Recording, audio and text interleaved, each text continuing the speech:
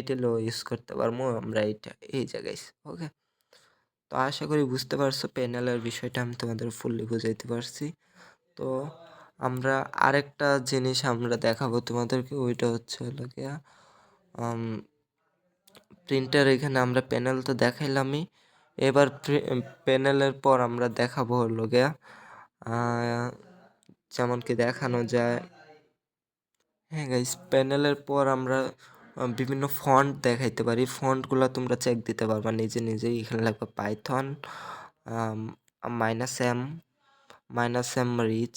ওকে, rich লিখলেই কিন্তু এইটার একটা লিস্ট তোমরা পাওয়া যাবে। এই লিস্টের মধ্যে তোমরা টার্মেক্সের ভিতর থেকেই লিস্ট পাওয়া যাবে একটা। লিস্টগুলা হলো গিয়া বোল্ড আছে, ডিম আছে, ইটালিক আছে, আন্ডারলাইন আছে, দেন রিভার্স আছে, আরও অনেকগুলা অনেক বি লিঙ্ক আছে। তো অনেকগুলা গাইস এখানের মোড আছে, এই মোডগুলা অনুযায়ী তোমরা করতে পারো। তো তোমরা এবার আসতে পারো যে কালার কোড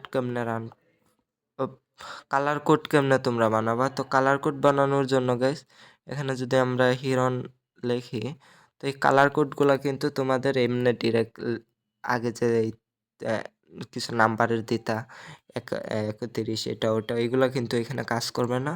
এখানে তোমাদের লিখতে হবে ফার্স্টে এই যে বক্স, যে স্কোয়ার ব্র্যাকেটটা আছে, স্কোয়ার ব্র্যাকেটের ভিতর তোমাদের জাস্ট কালারের নামটা লিখতে হবে। তাহলেই কিন্তু তোমাদের কালারটা যেটা আছে ওটা কিন্তু যেই কালারের নামটা লিখবা বক্সের ভিতর ওই কালারটা কিন্তু হয়ে যাবে। তো দেখতে কিন্তু অনেক সুইট লাগে এটা, কারণ তো আর অনেকটা ইজি।